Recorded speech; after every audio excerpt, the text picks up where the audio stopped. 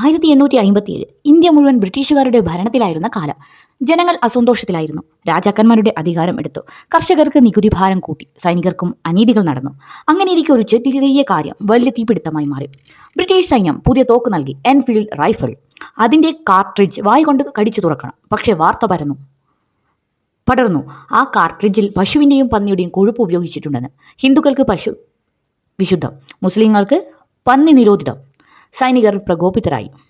അവരിൽ ഒരാൾ മംഗൾ പാണ്ഡെ. 1857 മാർച്ച് 29 അദ്ദേഹം ബ്രിട്ടീഷുകാർക്കെതിരെ ആയുധമെടുത്തു. പിന്നീട് അത് മീററ്റ് മുതൽ വലിയ വിപ്ലവമായി പടർന്നു. സൈനികർ ഡൽഹിയിലെത്തി. വയോധിക ചക്രവർത്തിയായ ബഹദൂർ ഷാ സഫറിനെ നേതാവാക്കി. വിപ്ലവം ഇന്ത്യയിലെ പല ഭാഗങ്ങളിലേക്കും പടർന്നു. റാണി ലക്ഷ്മിബായി വീരമായി പോരാടി. താന്തിയ തോപ്പിയും പോരാട്ടം നയിച്ചു. അവസാനം ബ്രിട്ടീഷുകാർ ഈ സമരത്തെ അടിച്ചമർത്തി. പക്ഷേ ഈ സമരം ഇന്ത്യക്കാരെ ഒരു കാര്യം പഠിപ്പിച്ചു: ഒന്നിച്ചാൽ സ്വാതന്ത്ര്യത്തിനായി പോരാടാം. അതുകൊണ്ടാണ് 1857 ഈ സമരത്തെ ഇന്ത്യയുടെ ആദ്യ സ്വാതന്ത്ര്യ സമരം എന്ന് വിളിക്കുന്നത്.